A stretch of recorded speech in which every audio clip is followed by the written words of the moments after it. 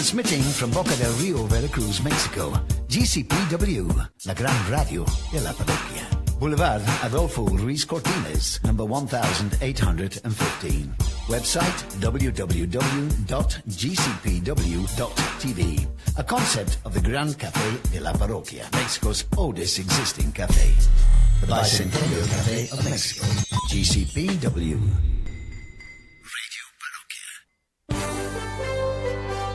La cultura jurídica que necesitamos hoy en día, los expertos la tienen para ti. Los expertos te informan. Desde el Gran Café de la Parroquia, tenemos reservada una mesa para ti con los especialistas. Son Juristas en la Mesa. Comenzamos. Hola, ¿qué tal? Muy buen día tenga usted que nos está escuchando a través de www.gcpw.tv y a través de nuestra transmisión en vivo por Facebook en GCPW Radio Parroquia. Mi nombre es Marigel Reyes, es un gusto estar de nuevo con todos ustedes aquí en Juristas en la Mesa, claro, con nuestra gran anfitriona, la doctora Gloria Saavedra. ¿Cómo está el día de hoy? Feliz, Marigel, buenos días, feliz de tenerte nuevamente aquí en el programa, es un gustazo, ya te extrañábamos y bueno, feliz de tener aquí toda una institución de la Universidad Veracruzana. Claro, así es, doctora, le damos la bienvenida al maestro Ernesto Levet, representante sindical del Sistema Abierto de Universidad Veracruzana, conocidísimo dentro de la comunidad universitaria. Además de esto, bueno, él es egresado de la Facultad de Derecho en Universidad Veracruzana, tiene una especialidad en Ciencias Políticas, maestría en Administración y Políticas Públicas, además candidato a maestro en Instituciones y Procedimientos Electorales, maestro de tiempo completo en la Universidad Veracruzana con las experiencias educativas en Derecho de las Obligaciones Civiles, Derecho de los Contratos, Introducción al Estudio del Derecho, Fundamentos, Derecho y Derecho Fiscal. También es consejero maestro por el Programa Educativo de Administración del CEA ante el Consejo Universitario de la UB, coordinador de la Academia de Derecho Constitucional del Sistema de Enseñanza Abierta de la Universidad Veracruzana, miembro del Núcleo Académico Básico del Cuerpo Académico 422 de la Universidad Veracruzana, denominado Derecho Constitucional y Convencionalidad de los Derechos Fundamentales adscrito al Sistema de Enseñanza Abierta, así como también fungió como vocal de organización de la Junta Distrital 04 del Instituto Federal Electoral, hoy INE, entre otras cosas. Tiene un amplio currículum, creo que no acabaríamos el programa sin decir toda la extensa trayectoria del maestro, y muy ad hoc al tema del día de hoy con contratos civiles. Bienvenido, maestro. Gracias, muchas gracias. Así es, Marigel, estamos muy felices, estamos hoy de manteles largos, ¿verdad? Le agradecemos al maestro por su generosidad de aceptar esta invitación al programa para apoyarnos en esta construcción que hacemos de Juristas en la Mesa. Y bueno, ¿qué no le podemos preguntar al maestro? Es tan experto en tantos temas, pero hoy nos vamos a centrar, ¿verdad? Le solicitamos, porque la audiencia está muy interesada, la audiencia jurídica, en conocer sobre temas de contrato. Entonces, aquí generosamente el maestro pues nos va a dar hoy una exposición que quisiéramos hacerle 10,000 preguntas, pero el tiempo luego es corto. Y sí, nos vamos a centrar en el tema de hoy, que son contratos civiles. ¿Qué tal, maestro? ¿Cómo está hoy? Pues muchas gracias, muy bien, afortunadamente estamos, como dicen.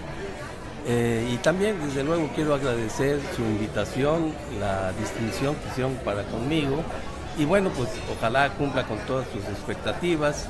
Haré todo el esfuerzo por comentar y platicar y compartir con ustedes esos conocimientos relacionados con los contratos, que es una experiencia educativa que imparto ya desde hace muchos años en el CEA, en el Sistema Abierto, y en otras instituciones educativas. Ok, pues los alumnos del Sistema de Enseñanza Abierta y de otras universidades están muy atentos, nos han mandado mensajes de que van a estar muy pendientes por este gran tema de contratos.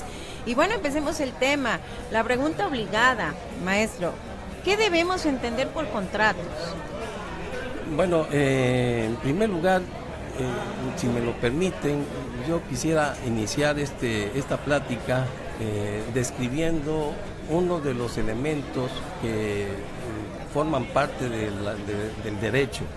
Nosotros, cuando empezamos a estudiar la carrera de Derecho, lo primero que nos enseñan es en relación con el deber ser, el deber jurídico, y distinguirlo de otros deberes que forman parte parte del ámbito del conocimiento y deberes que regulan nuestra sociedad, como los morales, los convencionalismos sociales, etc. Y bueno, pues uno de esos deberes, casualmente, al que vamos a hacer referencia, que también le llamamos obligaciones civiles, y en particular a las obligaciones que tienen que ver con uno de nuestros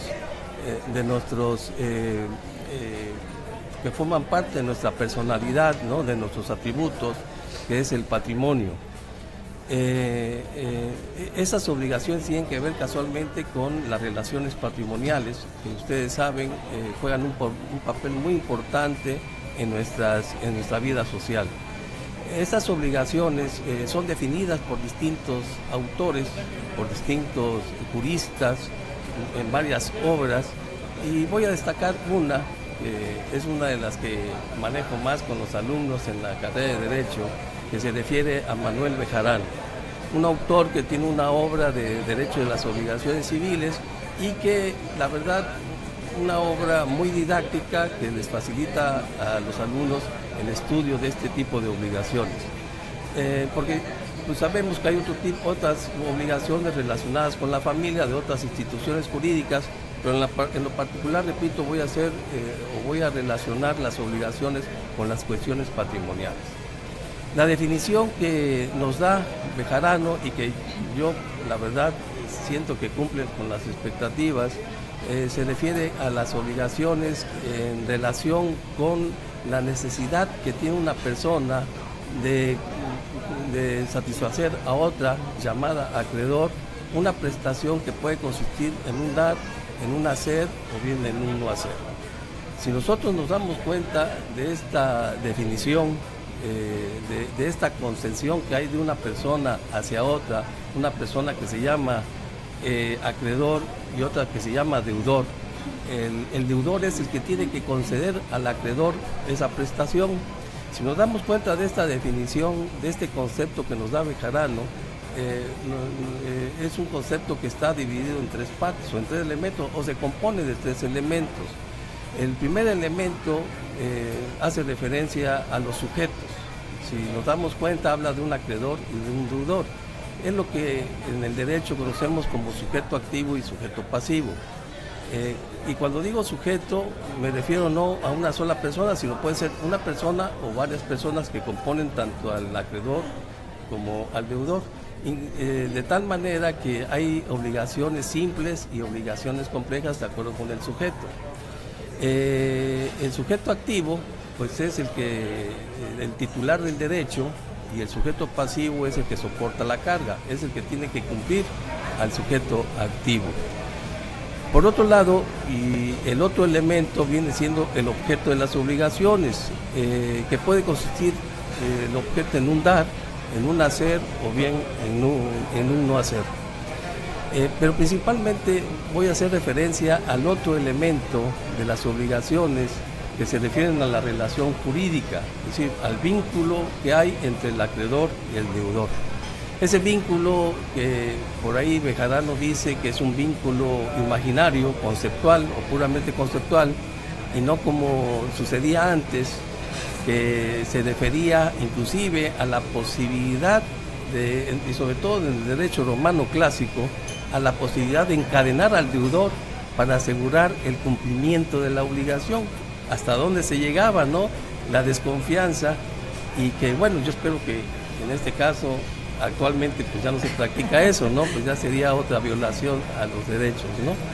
Sin embargo, en eso consistía en el derecho romano clásico la posibilidad de asegurar el cumplimiento de la obligación. Ahora ya no, ahora el vínculo, como ya decía, es un vínculo imaginario, puramente conceptual, un nexo entre el acreedor y el deudor, que desde luego, y eso sí lo debo de decir porque como la mayoría de los que ya celebran contratos lo saben, y que se han celebrado contratos lo saben, que en caso de incumplimiento, cuando se hace exigible la obligación, en caso de incumplimiento, pues el acreedor tiene la posibilidad de acudir ante el Estado, ¿no? Ante la fuerza pública, y conseguir el cumplimiento por ejecución forzada. ante esa situación y ante esa descripción de las obligaciones civiles a la que estamos haciendo referencia, es como todos conocemos, y yo no conozco a alguien que de alguna manera haya celebrado contratos.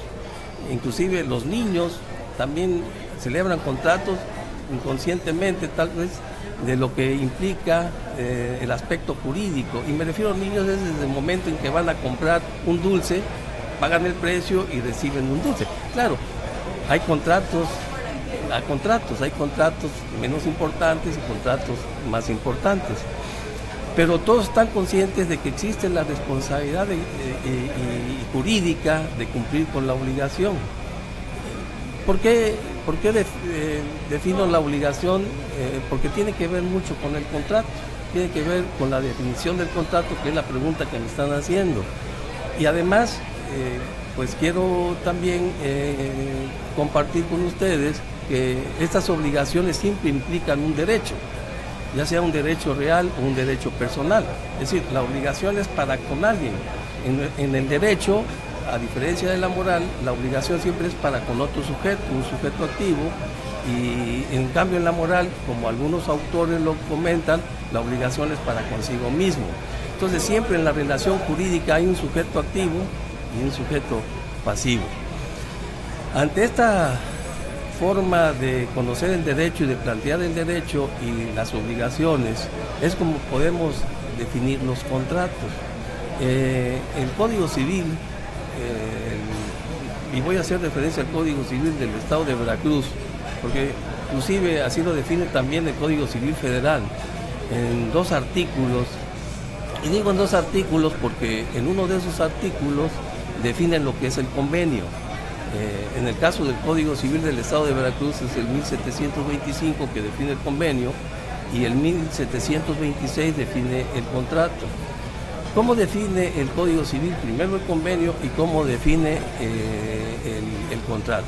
Bueno, el convenio, según el legislador, porque prácticamente sabemos que es el que lo define, dice que los convenios son los acuerdos para crear, transmitir, modificar y extinguir derechos y obligaciones. Es decir, es lo que se conoce en la teoría como el convenio en sentido amplio. Sin embargo, de estos aspectos que se refieren al convenio, el artículo 1726 del Código Civil define los contratos, diciendo que los contratos son los convenios para crear y transmitir derechos y obligaciones.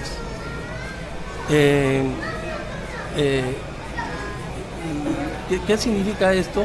Que la parte del contrato es la parte positiva del convenio, y en relación con la otra parte, que es la parte negativa, que se refiere a modificar y extinguir obligaciones, sobre todo se habla de figuras jurídicas que extinguen a las obligaciones, como son la novación, como son el perdón de la deuda y la consolidación, etcétera. En el caso del contrato es la parte positiva, que es crear y modificar y transmitir derechos y obligaciones. Hay contratos que transmiten las obligaciones, que crean las obligaciones, como son el contrato de compraventa, el contrato de comodato, el contrato de donación, la permuta, en fin. Y hay contratos que transmiten las obligaciones, como son la cesión de derechos, la cesión de deudas, inclusive la subrogación, que están establecidas en el Código Civil. Sí. Entonces, maestro, perdón la interrupción, ya identificando entonces que el contrato es una fuente de obligación y que derivan varias obligaciones, están implícitas obligaciones en él, ¿cómo podríamos definir entonces, cómo podríamos clasificar, hablando de contratos civiles, a estos? Bueno, ya una vez entendida la definición de los contratos, de acuerdo como lo hace el legislador, hay varios criterios de clasificación. Hay un criterio que es desde el punto de vista de su materia, que podríamos decir es el ámbito material de los contratos. Desde este punto de vista nos encontramos con que hay contratos del orden público, como es el contrato administrativo, inclusive el contrato laboral. Y digo de orden público el contrato laboral porque tradicionalmente el derecho laboral, ¿no?, desde la clasificación de Ulpiano en relación con el derecho público y derecho privado, se incluía casualmente, tradicionalmente se incluye en el derecho público. Y el derecho administrativo, que es otro contrato, es decir, hay contratos administrativos y contratos laborales. La característica de estos contratos es que el contrato administrativo se rige principalmente lo que se conoce con el derecho administrativo. Principalmente se refiere a los contratos concesión. La Constitución hace referencia mucho a estos contratos cuando ciertos bienes que forman parte del Estado, no bienes de uso común, pueden concederse a particulares para que puedan ser explotados, y bueno, estos no son regulados por el Código Civil, salvo en los casos en que el derecho administrativo no prevé algo, ¿no? Porque el Código Civil finalmente es el código que supletoriamente se aplica a otras ramas del derecho. En el caso de los contratos laborales, pues se rigen por las normativas laborales, ¿no?, por la Ley Federal del Trabajo, por la Ley Federal de los Trabajadores al Servicio del Estado, etcétera, etcétera, es decir, por normas que son reglamentarias del artículo 123 de la Constitución. ¿Qué les parece, maestro, doctora, si adentramos un poquito más a lo de los contratos laborales después del siguiente corte y regresamos a Juristas en la Mesa?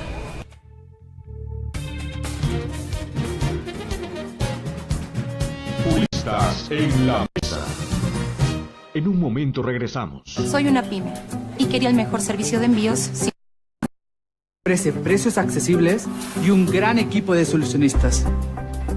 Buscaba expandir mi negocio a todo México. FedEx llega al 100% de México y tiene 900 centros de envío. Con FedEx y sus solucionistas, tu pyme puede llegar tan lejos como quieras. México está en tus oídos. 80 años. Conoce al investigador mexicano más joven que recluta la NASA, Jair Piña. Degustaremos la rica gastronomía del estado de Campeche. Nos vamos de pata de perro hasta la hermosa ciudad de Puebla. Y en la música... ¿Qué tal, amigos? Soy Natalia Lafourcade. Escúchenme este domingo en la Hora Nacional, no se lo pierdan. Nos vemos por ahí. Domingo 9 de julio a las 10 de la noche en la Hora Nacional. Con Patti Velasco y Pepe Campa. Esta es una producción de RTC de la Secretaría de Gobernación. Gobierno de la República. Siempre nos ha importado saber qué es lo que opinas acerca del Gran Café de la Parroquia y al mismo tiempo transmitir tu opinión. Son los micrófonos de GCPW del Gran Café de la Parroquia, señor Miguel Ángel Yunes Linares. Muchas gracias, un saludo a Ángel y un recuerdo muy cariñoso a su padre, que fue un queridísimo amigo. ¿Qué opina del Gran Café de la Parroquia? Opino que sigue siendo un gran café, que es el espacio por naturaleza de los veracruzanos. Muy buena la comida, muy bueno el café que tiene en Veracruz, ni en Boca del Río. Me da mucho gusto cuando vas al extranjero, te hablan de Veracruz y refieren el Gran Café de la Parroquia. Desde 1808, Gran Café de la Parroquia, galardonado como el Café del Bicentenario.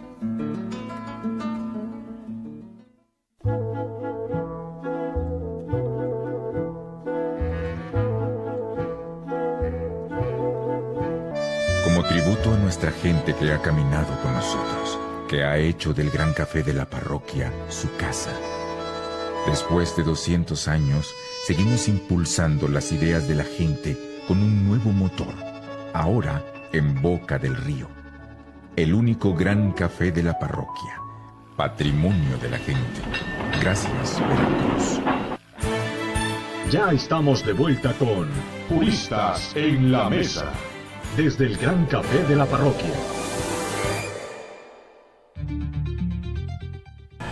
Continuamos en Juristas en la Mesa. Recuerden que estamos en compañía del maestro Ernesto Levet y de nuestra anfitriona Gloria Saavedra. Continuamos con el tema clasificación de contratos. Adelante, maestro, nos estaba exponiendo brillantemente la clasificación y las diferencias entre un contrato y otro y la naturaleza. Por favor, maestro. Gracias. Bueno, sí, efectivamente, como lo decía, estaba comentando acerca de los contratos que forman parte de lo que es la rama del derecho público, ¿no?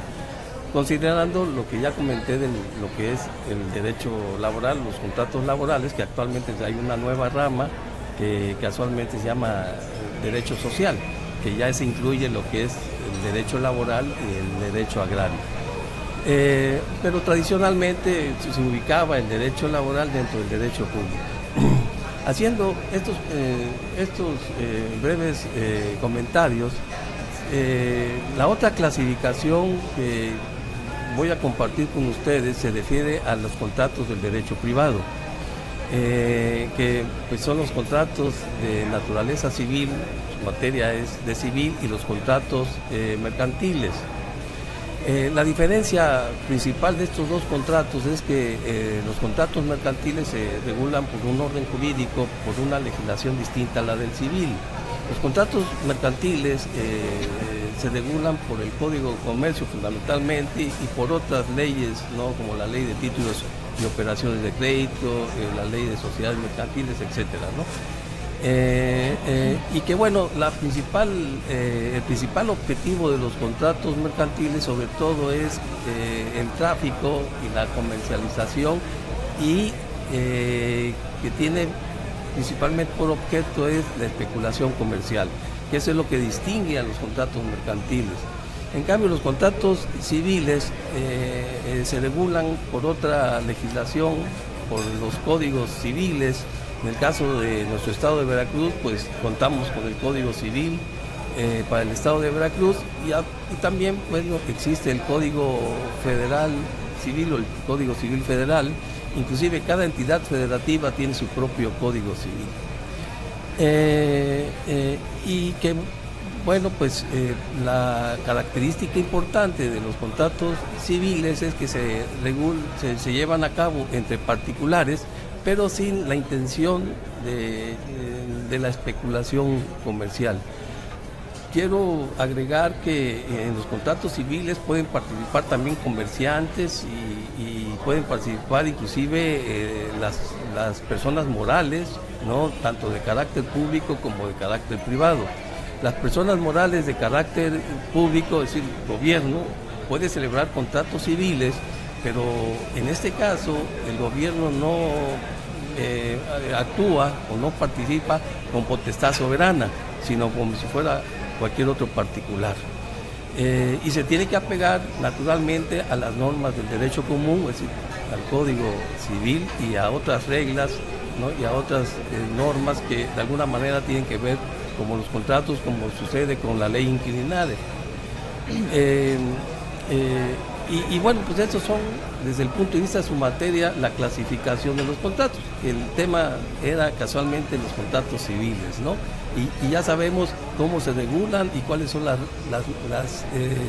códigos que regulan esta materia. Maestro, ¿y cuál sería esencialmente la importancia de la celebración de los contratos, de esta importantísima fuente de obligaciones? ¿Cuál es esa importancia que reviste? Bueno, pues son dos caminos para pues describir la importancia. Una de las razones de la importancia es su carácter económico. Creo que de todas las fuentes de las obligaciones, que podemos mencionar algunas, ¿no?, el enriquecimiento ilegítimo, la declaración unilateral de voluntad, la gestión de negocios, etcétera, están los contratos. Y casualmente los contratos son la principal fuente de las obligaciones desde el punto de vista económico. ¿Y por qué? Porque la verdad es que la mayoría de las transacciones que hay, la mayoría del tráfico y de la sustitución de un bien para pasar a otro patrimonio, pues utiliza, por ejemplo, la compraventa, que es el contrato tipo de los contratos traslativos del dominio. Y como decía desde un principio, ¿quién no ha realizado una compraventa? Son actos jurídicos que son cotidianos, ¿no? Ya no digo las mujeres, ¿no? Son actos jurídicos cotidianos, actos jurídicos que todos los días estamos llevando a cabo, casi todos, inclusive decía yo hasta los niños, ¿no? Que bueno, ahí hay algo que tenemos que platicar cuando hablemos de los elementos del contrato en relación con los niños, pero lo realizan finalmente, ¿no? Entonces, desde el punto de vista económico, pues imagínense la importancia que tienen los contratos, ¿no? Y desde el punto de vista jurídico también, porque es como se puede asegurar el cumplimiento de esas responsabilidades que nacen como consecuencia del contrato. ¿Y cuáles son los elementos esenciales que se deben de observar cuando celebramos un contrato? ¿Qué debemos distinguir los abogados que estamos dedicados a la materia de contratación para reunir esos elementos en el instrumento jurídico denominado contrato? Esta pregunta que me hace maestra Gloria creo que es muy importante, y sobre todo para aquellas personas que no tienen el conocimiento de las reglas de los contratos. No hay ningún problema cuando se va con una persona que es conocedora, ¿no?, experta en la elaboración de los contratos, un abogado, con un notario, con alguien que tenga fe pública, porque son personas expertas y que a la hora de llevar a cabo y realizar el contrato, bueno, pues él prevé que se cumplan con todos los elementos y sobre todo los elementos que me está preguntando, que son los elementos esenciales. Son dos los elementos esenciales que los determina la ley, ¿no? Por ahí el Código Civil y el Código tanto del Estado como el federal prescriben para los contratos dos elementos. Uno de ellos es el consentimiento, que es fundamental, que es, como se dice, elemento esencial, que inclusive implica la existencia del contrato, que da lugar a la existencia del contrato, y que el Código Civil prevé una serie de reglas que debemos de observar en relación con el consentimiento. El otro elemento es el objeto, pero permítanme primero poderles compartir algunas reglas que el Código Civil contemple. En primer lugar, es muy importante lo referente a cómo se puede manifestar el consentimiento. Y ahí es la clave, porque lo fundamental de esto es saber en qué momento se constituye el consentimiento, porque al momento de constituirse el consentimiento existe el contrato y ya las partes no pueden desligarse de él. Es decir, una vez que el consentimiento se constituye, ya hay compromiso de las partes y de una forma unilateral, ¿no?, o al arbitrio de ninguna de las partes, se pueden retirar de la obligación de cumplirlas, aun cuando no quieran. Y eso es lo interesante del contrato, porque finalmente, una vez que el contrato se perfecciona, bueno, pues, nacen derechos y obligaciones y se convierte en una auténtica norma jurídica. Una norma jurídica que nace casualmente de la voluntad de las partes al constituirse el consentimiento. Y permítanme decir algunas pequeñas reglas, ¿no? La manifestación, o cómo se manifiesta el consentimiento, regresando a esto, pues hay dos formas, ¿no? Una forma es expresa y la otra es la tácita. La forma expresa, nos dice el Código Civil, que se puede manifestar ya sea verbalmente, por escrito, y también nos dice por ahí unos llamados signos inequívocos. Un poquito complejo eso de establecer con claridad qué son los signos inequívocos. Verbalmente, pues no, pues por medio del habla, o por escrito, ¿no?, que son las dos formas de manifestar el conocimiento. Y quiero comentarle algo más en relación con la forma expresa. En el caso del Código Civil del federal, ya contempla otras formas que se refieren a los medios electrónicos, ¿no?, que esto pues, ha revolucionado el tema de los contratos y la celebración de los contratos. Los medios electrónicos, ópticos y cualquier otro sistema tecnológico que se vaya creando, ¿no? El WhatsApp, por ejemplo, son medios que ya a través de ellos se puede constituir el consentimiento, y que yo les pido con todo cuidado, ¿no?, que a la hora de manifestar, inclusive una mímica que manifieste el sí, que todos sabemos que al mover la cara, ¿no?, la cabeza de una forma vertical, estamos manifestando que sí aceptamos la propuesta de una persona para llevar a cabo el contrato, ¿no? Y imagínense ustedes los medios electrónicos que desde luego no me espantan para nada, porque ya existían otros medios muy parecidos a los electrónicos, porque inclusive por teléfono se puede constituir el consentimiento, y se dice que la oferta hecha por teléfono finalmente se considera que es entre presentes, aun cuando no se está presente. Si yo te vendo mi carro, ¿no? XX, y la persona me dice, sí se lo compro, es como del otro lado del mundo, ¿no? Prácticamente está manifestando su consentimiento, y en ese momento se está constituyendo el consentimiento. Pero sí es cierto que esa respuesta, como dice el Código Civil, debe de ser lisa y llana, es decir, no debe de haber ninguna condición, ninguna modalidad que se le dé a la respuesta porque se cambian los papeles. Lo que quiero decir que al constituir el consentimiento, que es un acuerdo de dos voluntades, donde inicia con una oferta y que va dirigida a un destinatario, que finalmente se acepta, entonces se convertiría en aceptante, y ahí es donde se constituye el consentimiento. Y en ese aspecto es donde los abogados, a la hora de revisar y analizar un contrato, buscamos, si así lo consideramos, si realmente se constituyó el consentimiento o no se constituyó.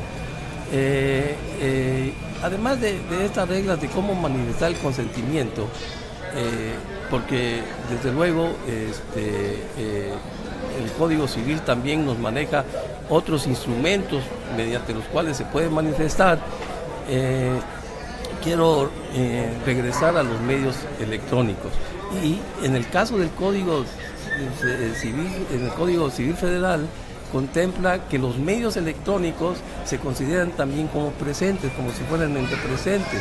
Entonces hay que tener mucho cuidado cuando pisa uno una tecla en la computadora, ¿no? Porque esto puede dar lugar a que, si se demuestra fehacientemente de que hubo esa aceptación, entonces el contrato produce todos los efectos, aun cuando no se haya todavía realizado conforme a la forma exigida por la ley. ¿Por qué? Porque puede la parte que así le convenga exigir que se haga conforme a la forma exigida por la ley desde el momento en que ya tiene los elementos que confirmaron el consentimiento. Entonces, yo por ahí les comento que tengan mucho cuidado a todos los que nos están viendo y escuchando cuando se utilizan estos medios de comunicación. Okay. Vemos que el menú del día, estamos en el plato fuerte, continuamos con Juristas en la Mesa después del corte.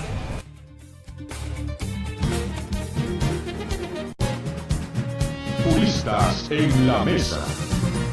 En un momento regresamos. Soy y quería el mejor servicio de envíos sin gastar de más. FedEx ofrece precios accesibles y un equipo de solucionistas.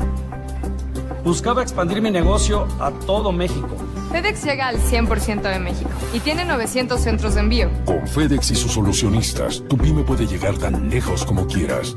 Chío, Alex, La Güera, Tato, amigos desde la secundaria. Íbamos en mi coche a la playa, todo iba bien. Yo venía manejando tranquilo, nada podía salir mal. La Güera sacó su celular, empezó a tomarnos fotos. Una selfie. Solo me distraje un segundo para esa foto. Sin querer moví un poco el volante. Fue mi culpa. Esa es la última foto que tendré de ellos. Cuando manejes, no te distraigas. Consulta más información en www.gov.mx/SCT. Gobierno de la República. Es temporada de lluvias y ciclones. Prepárate. Si vives en alguna zona de riesgo, como una ladera o barranca, al pie de un cerro, en la orilla de un río o lago, mantente alerta. Permanece atento a las indicaciones de Protección Civil en radio y televisión. Si la autoridad te solicita evacuar, hazlo de inmediato. En caso de emergencia, llama al 911. Cuerpos de auxilio, Marina, Policía Federal, Ejército y personal de Protección Civil, estamos en alerta. Secretaría de Gobernación. Gobierno de la República.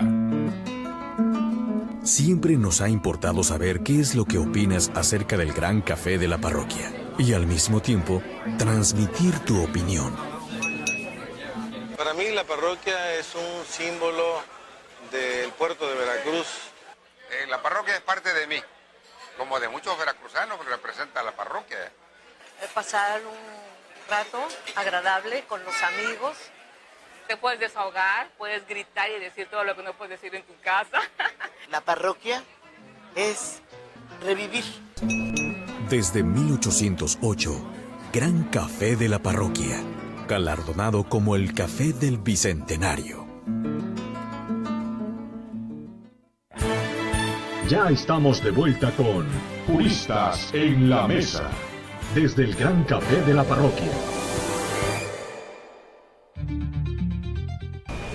Regresamos a Juristas en la Mesa. Recuerden que a través de nuestra transmisión en vivo por GCPW Radio Parroquia, a través de Facebook, podrán escribirnos comentarios, preguntas que al final, en el postre, estaremos comentando con el maestro Ernesto Levet.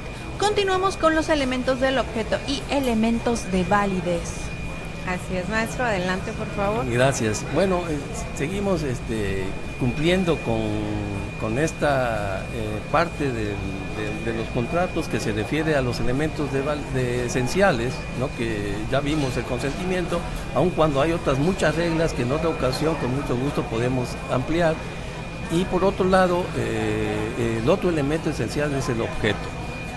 El objeto, como lo platicamos, el objeto de las obligaciones puede consistir en un dar, un hacer o no hacer. En la teoría se habla de un objeto directo y de un objeto indirecto de los contratos.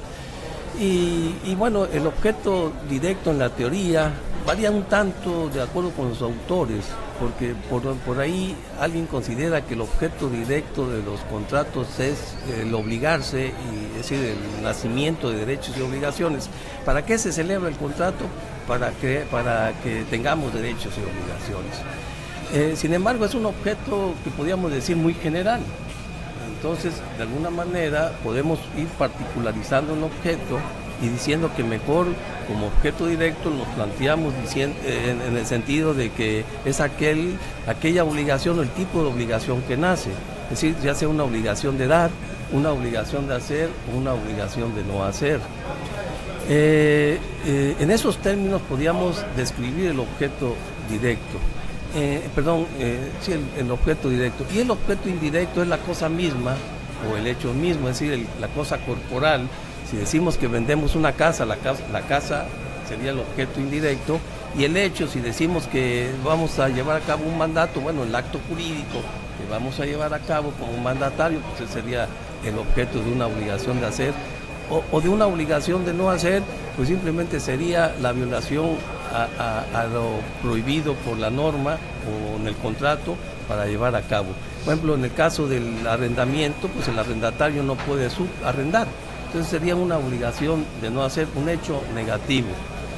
En el caso en particular de la cosa como objeto de contrato, es en las obligaciones de dar, la cosa misma debe de cumplir con ciertos requisitos que establece el Código Civil. Estos requisitos son tres. En primer lugar, que exista en la naturaleza o susceptible de existir. No podemos hablar de un contrato donde exista la transmisión de la propiedad o de uso de un bien si no existe en la naturaleza, no tendría sentido. Es decir, el contrato pues obviamente no existe, ¿no?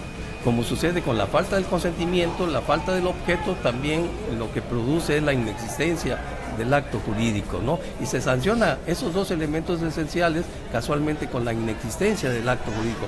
Esos actos jurídicos no producen efectos. El otro requisito de una cosa para que pueda ser objeto de contrato es que sea determinada o se pueda determinar. Es decir, que se pueda singularizar, ¿no? Que se pueda, si se vende un terreno, que se diga dónde está ubicado, las colindancias, etcétera. Si no se puede determinar, entonces no puede ser objeto de contrato y sería sancionado de la misma manera. Y el otro requisito, que se encuentre la cosa objeto de contrato en el comercio, es decir, esté dentro del comercio. Lo que significa que no esté prohibida por la ley para que pueda ser objeto de contrato o no se pueda porque también la naturaleza no lo permite. Hay bienes, ¿no?, que son del dominio público que no pueden ser objeto de contrato, están fuera del comercio. Si yo quiero vender, por ejemplo, el zócalo del municipio, pues eso es un bien que está fuera del comercio y pues no puede ser objeto de contrato. Entonces son los requisitos para que una cosa pueda ser objeto de contrato. Lo que sí es cierto es que hay cosas que no existen de momento, pero son susceptibles de existir, ¿no? Si en ese momento yo encargo un pantalón que no exista, un sastre, pero es susceptible de existir el pantalón, o una cosecha de una determinada época, no existe de momento, pero es susceptible de existir. Entonces, sobre estos requisitos es como podemos pensar que una cosa puede ser objeto de contrato. Los mismos requisitos exigen para cuando se trata de un hecho, ya sea positivo o negativo, es decir, un hacer o bien un no hacer. En este caso es necesario que haya posibilidad física y jurídica de ese hecho, es decir, que el hecho pueda ser realizable física y jurídicamente. Es decir, que el hecho no vaya en contra de la naturaleza, ¿no? Y tampoco que vaya en contra de una norma jurídica que necesariamente debe regirlo y que no constituya un obstáculo para su realización. Me refiero a esto. Hay normas jurídicas que en un momento imposibilitan la realización de un hecho. No que sean ilícitas, porque también hay que distinguir el hecho posible con el hecho ilícito, que son dos cosas distintas. El hecho imposible es un elemento, o posible, es un elemento esencial. El hecho ilícito es un elemento de validez que ahorita me toca compartir con ustedes. Esos son los requisitos y me voy a adelantar un poquito más para llegar a los elementos de validez. Esos son los dos elementos esenciales de los contratos que hay que tener mucho cuidado cuando se celebra un contrato. Yo decía que cuando se va con un notario no hay problema, o con un experto en la materia, pero cuando se celebran entre personas que no son expertas, entonces crean una serie de actos jurídicos que posiblemente sean deficientes y que se puedan echar abajo. Entonces lo mejor es que vayan con un experto de la materia y pidan la asesoría y de esa manera perfeccionar, o sea, cómo poder perfeccionar el contrato. Los otros elementos son los elementos de validez. En el caso de los primeros, producen la existencia del contrato, y esos 4 que voy a mencionar producen la validez del contrato. El primero de ellos, en el orden que tradicionalmente se manejan, es la ausencia de vicios. La voluntad debe estar ausente de vicios. ¿Qué significa esto? Que no haya error en la voluntad de las partes. El error es un falso concepto de la realidad que puede producir la nulidad del contrato, ¿no? Inclusive hay una clasificación de errores que no sé si me dé tiempo de comentarles, pero voy a ir avanzando un poquito más. El error que afecta o que se determina o anula el contrato se le llama error de hecho o error de derecho, que así lo especifica el Código Civil. Sin embargo, se llama error de nulidad en la teoría. Es decir, el error de derecho y hecho se llama error de nulidad. Ese es el que nulifica el contrato. Pero también hay otros vicios del consentimiento, como es el dolo, que es utilizar una serie de sugestiones o artificios para inducir o mantener en el error a la contraparte. Ya saben, por ahí si le digo yo a un mecánico, oye, voy a vender mi carro, pero ¿sabes qué? Extiéndeme una constancia que mi carro está en perfectas condiciones, aun cuando esté con ciertos defectos, etcétera. Entonces, esos artificios que inducen al error o mantienen al error a la persona es lo que puede dar lugar a la nulidad del contrato. Quiero decirles que la mala fe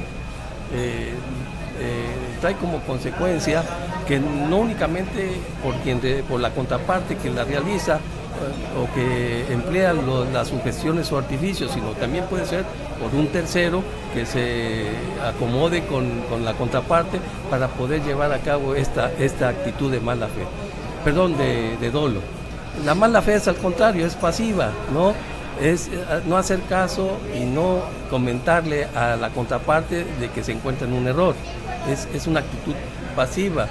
En el sentido de que si yo sé que la persona que va a adquirir una joya piensa que es de oro y yo sé que no lo es, me quedo callado y no le digo nada, eso significa que hay mala fe. Es la parte misiva, ¿no? Es la parte, exactamente, la parte, podríamos decir, pasiva de uno de los contratantes.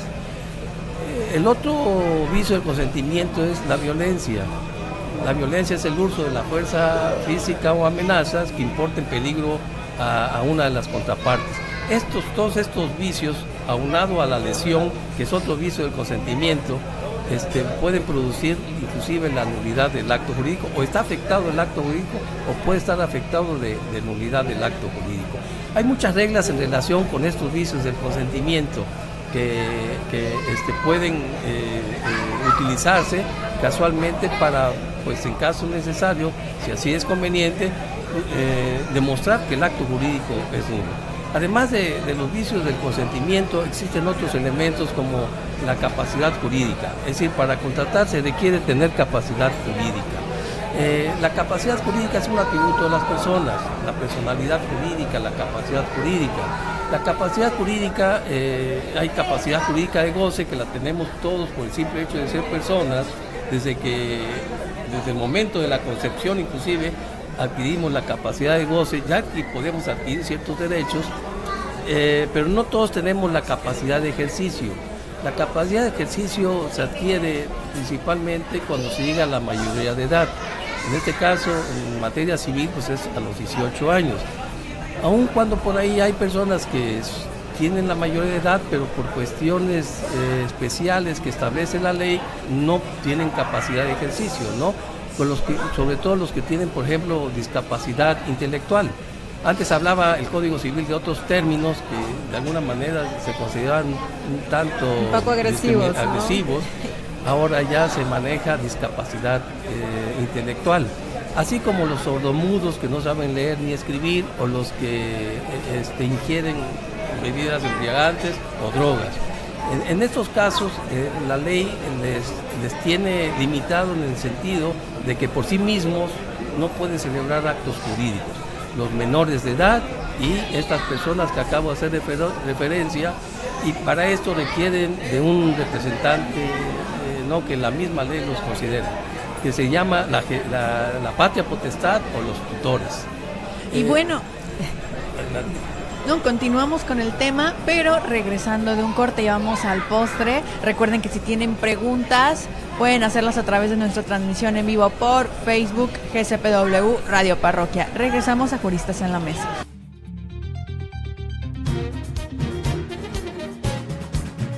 Juristas en la Mesa. En un momento regresamos. Soy una pyme y quería el mejor servicio de envíos sin gastar de más. FedEx ofrece precios accesibles y un gran equipo de solucionistas. Buscaba expandir mi negocio a todo México. FedEx llega al 100% de México y tiene 900 centros de envío. Con FedEx y sus solucionistas, tu pyme puede llegar tan lejos como quieras. México está en tus oídos.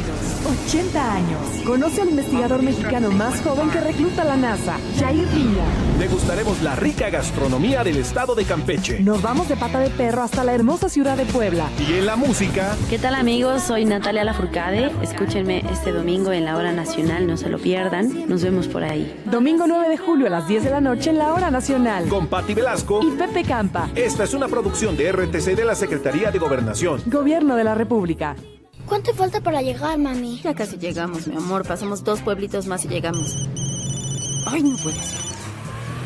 ¿Dónde dejé el teléfono? ¡Ay, ay! Bueno, ¿cómo estás, amiga? Claro que sí, te lo paso por mensaje.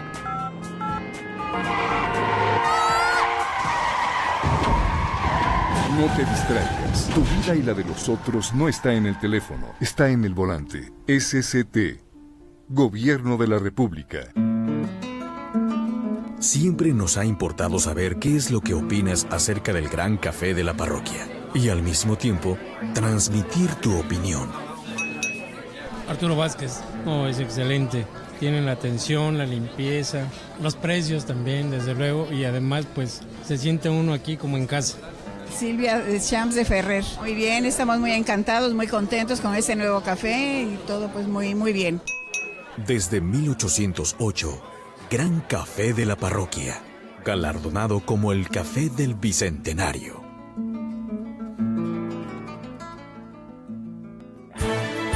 Ya estamos de vuelta con Juristas en la Mesa, desde el Gran Café de la Parroquia.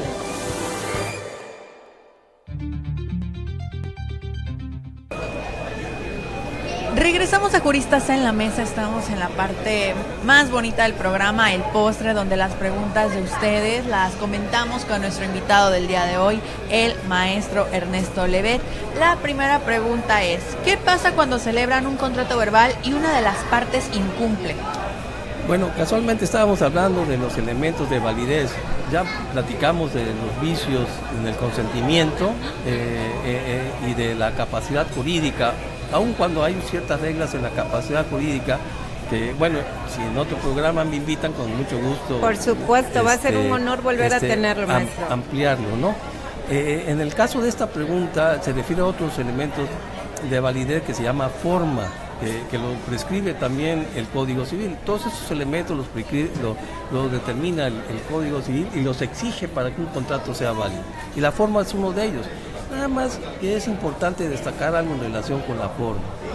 En nuestro sistema jurídico, en materia de contratos, es un sistema, en relación con la forma, es un sistema mixto.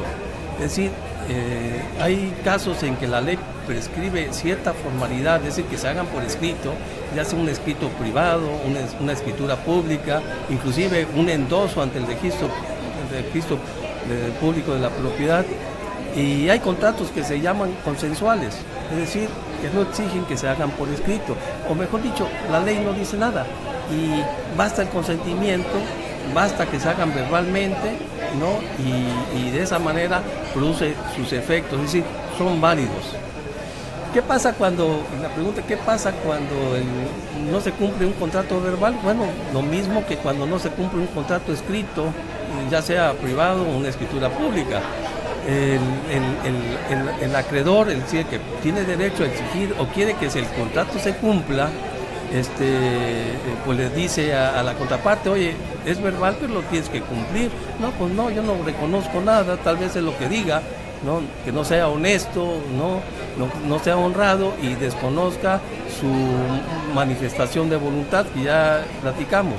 Entonces, ¿qué va a hacer? Pues va a tratar de acudir a la fuerza del Estado, como dijimos al principio, de conseguir la ejecución forzada a través del Estado. La duda de la pregunta es, dice, ¿cómo se va a probar si fue verbal? Bueno, ahí nos tendríamos que ir a otra materia que se refiere a la materia procesal, en donde nos determina y nos prescribe una serie de medios de prueba que pueden ser válidos para demostrar que el acto jurídico se llevó, y que ese sería otro tema aparte del que estamos estudiando. Pero de esa manera es como se puede convencer, y obviamente aquí la habilidad del abogado demostrarle al juez de que el acto jurídico sí se realizó. Y cuando es verbal y no se hizo conforme a la forma establecida por ley, lo que yo les decía, que el código prescribe que la parte puede acudir al juez para decir y pedir que se haga conforme a la forma prescrita por la ley. Y al demostrar que el acto y que hubo la manifestación de voluntad y se constituyó el consentimiento, el juez no le puede exigir a la contraparte que se haga conforme a la forma determinada. Imagínense ustedes en los contratos electrónicos o medios electrónicos que no se haga conforme a lo establecido por la ley, ahí se tiene que pedir necesariamente que se haga conforme a lo establecido por la ley. De esa manera es como se puede cumplir y es lo que hay que hacer. Claro, siempre se corre el riesgo de que un juez diga, no, pues yo no reconozco de que no se cumplieron los elementos necesarios para decir que el acto jurídico se llevó a cabo, ¿no? La segunda pregunta sería, ¿cuáles son los efectos jurídicos que se producen por la celebración de un contrato?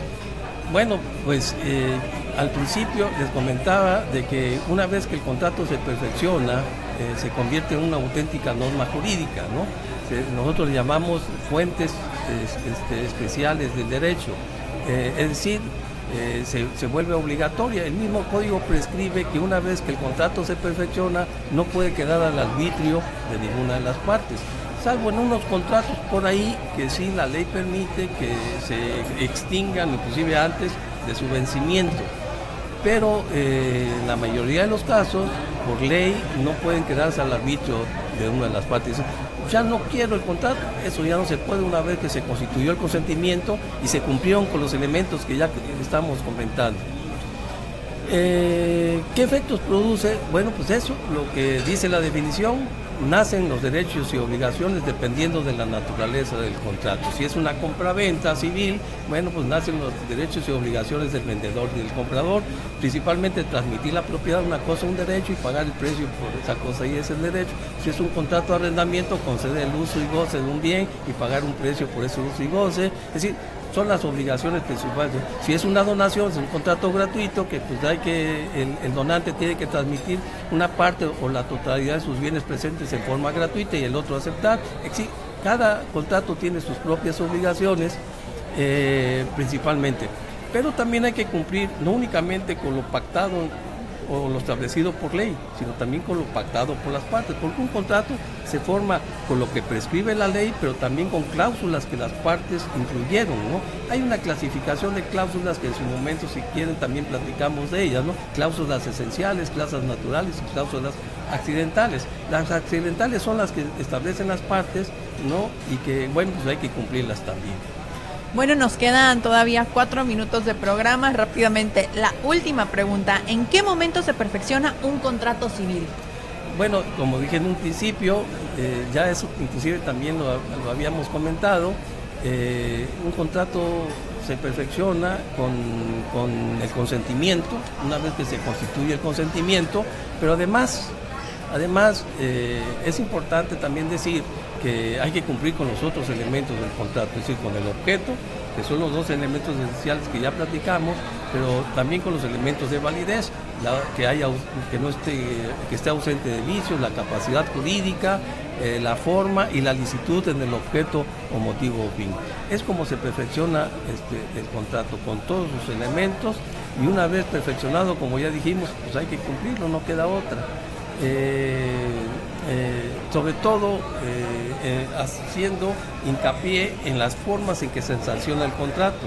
Como ya dije, los 2 elementos esenciales se sancionan con la inexistencia y los elementos de validez se sancionan con la nulidad del acto jurídico, que puede ser una nulidad relativa o una nulidad absoluta. La nulidad relativa, pues lo que hace es proteger intereses particulares, y la nulidad absoluta lo que hace es proteger intereses públicos, intereses generales. Entonces, cuando no se perfecciona el contrato, entonces está sujeto a que ese contrato ya sea inexistente o no sea válido. Esas son las formas y esos son los efectos que produce el contrato. Pero también debemos de pensar que hay a veces usos y costumbres que también se tienen que tomar en cuenta, ¿no? Así como ya platicamos, las consecuencias de buena fe y obviamente lo que prescribe la ley. Quiero también decirles que hay ciertos derechos privados que sí se pueden denunciar. Sin embargo, siempre y cuando estos derechos privados no vayan en contra de las normas de orden público, de las buenas costumbres, y tampoco que afecten derechos de terceros.